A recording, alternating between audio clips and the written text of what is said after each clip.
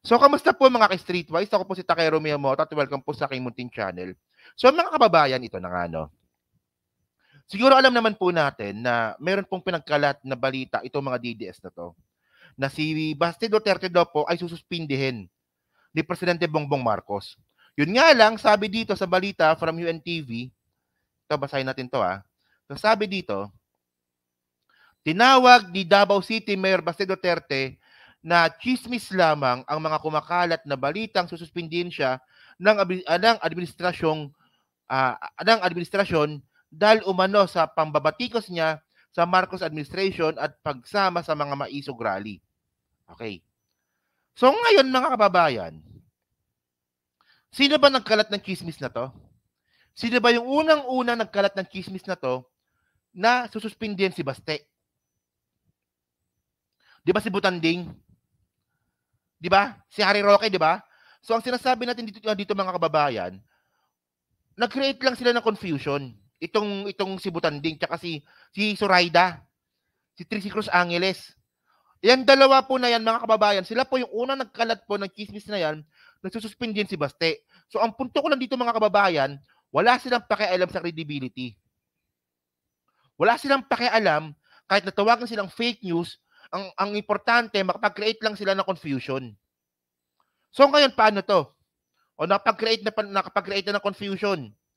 Ang daming nautong mga Pilipino, especially yung mga DDS. Hindi nyo man lang babawiin?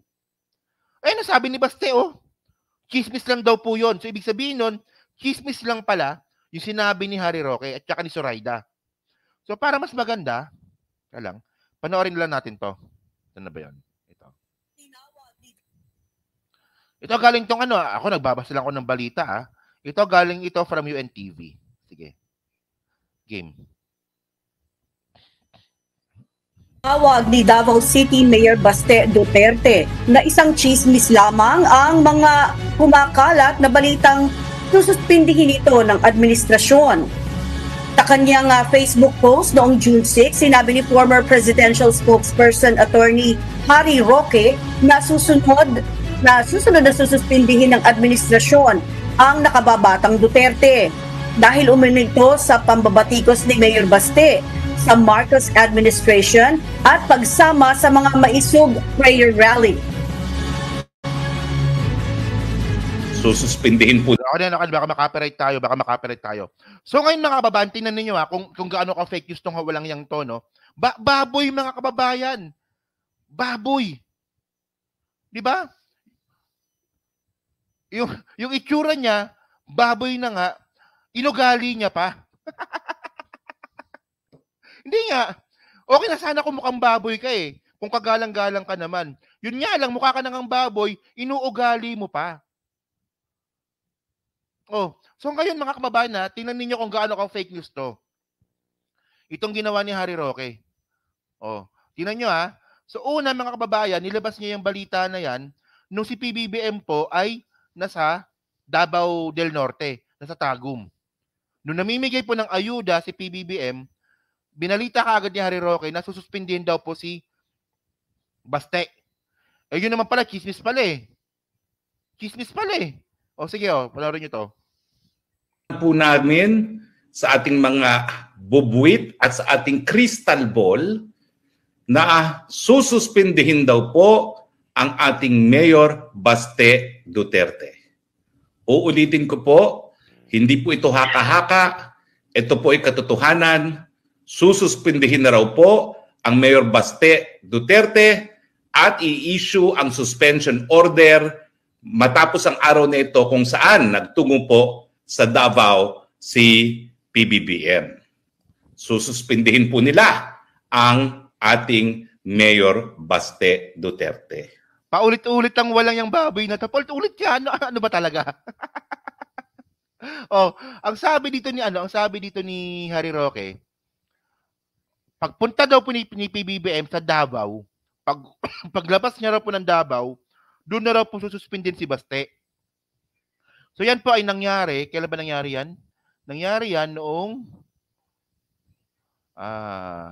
June 6. Yun, Galing itong PIA, no?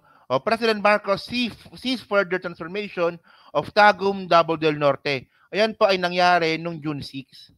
So June 12 na ngayon mga kababayan, hindi pa rin po nasususpindi si Baste. Akala ko ba ito pakinggan nyo ulit akala ko ba sabi ni ano? Ang sabi mga bubuwit.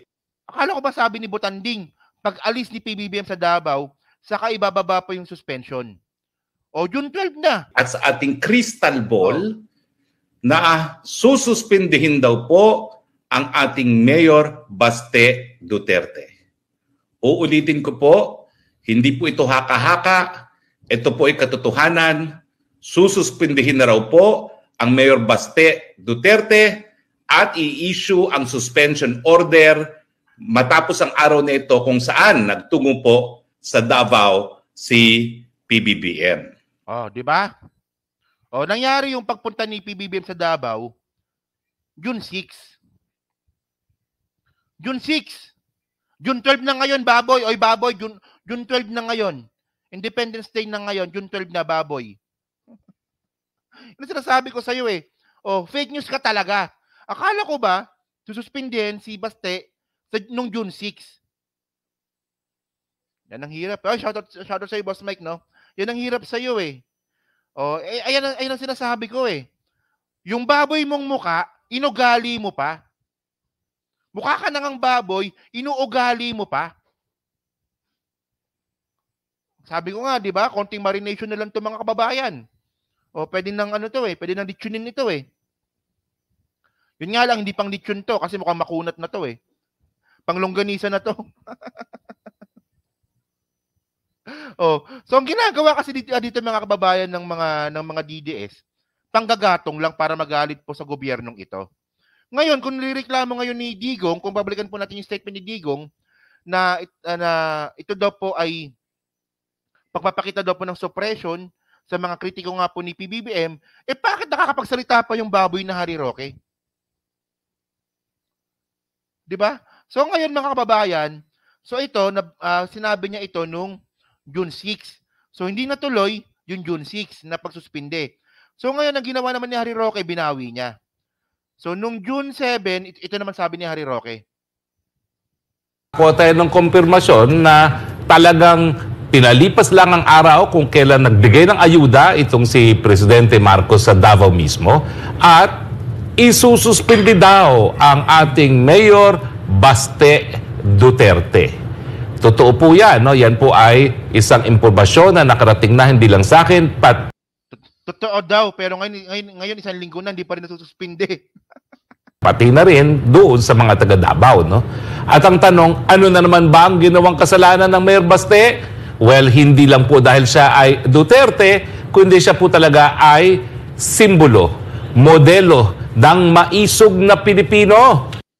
Okay. Talaga pong Well, kung para sa inyo, si Baste Duterte ay isang modelo ng maisog na Pilipino, si Harry Roque naman po ay isang modelo ng pigrolak.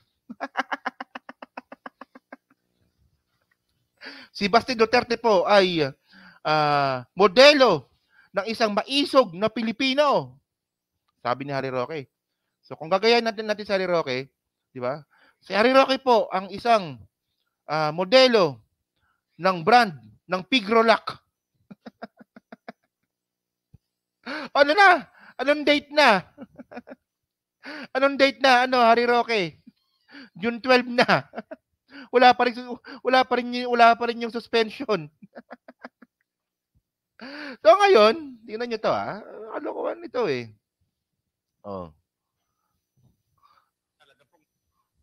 So ngayon ito na. Ito ngayon ang palusot ngayon ni Harry Roque. Chismis on outlet. Kita mo, di ba? Kita mo katangahan talaga. Wala yan. Ngayon, may opening ka na ngayon na chismis lang. Yan sabi ni Harry Roque yan, no? Tingnan nyo, Sabi ni Harry Roque. Chismis on outlet. Kanina, ang sabi kanina ni Harry Roque, confirm from Crystal Ball. Pero ngayon, nagkaroon ka na ngayon ng opening na chismis. Chismis on outlet. Kasi pinapalabas nila dito, kung hindi daw kasi nag-ingay ang mga DDS, posible daw pong ituloy. yung suspension, yun nga lang nag-ingay. Diyos ko naman, Roque. Nung una, confirm. Tapos ngayon, nag-opening ka na ngayon ng chismis. Oh.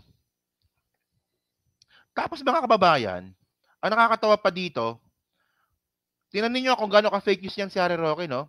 Yung sabi ni Harry Roque, ang pumunta daw po sa Maisog Rally sa Japan, 500 daw. Hindi pigrolag, bimig.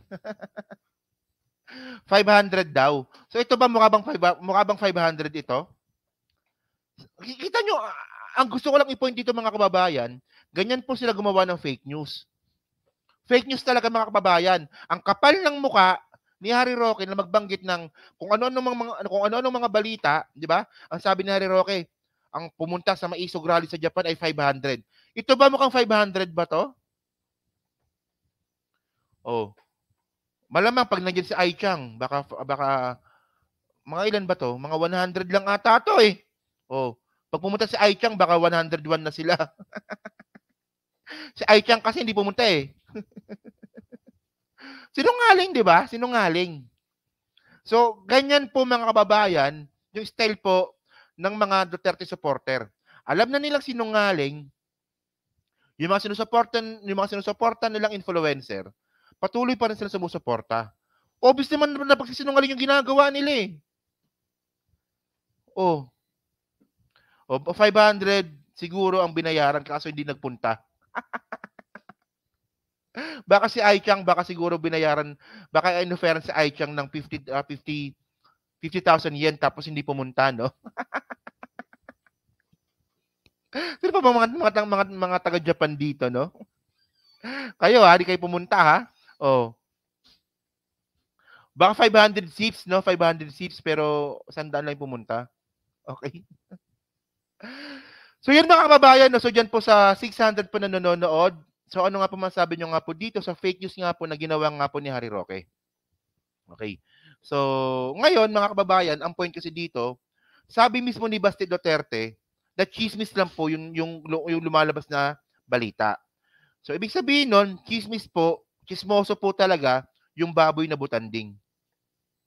'Di ba? Baboy na nga butanding pa, 'di ba? So yun mga kababayan, no? So ito. So ibig sabihin nun, si Baste na mismo ang nag-confirm na hindi totoo. O, tulad nga ng inasahan natin, 'di ba? Hindi naman talaga mangyayari 'yon.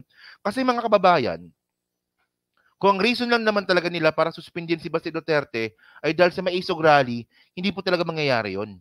Hindi talaga mangyayari 'yon. Pero kung sususpendin nila si Baste Duterte dahil doon sa EJK niya, posible 'yon. 'Di ba?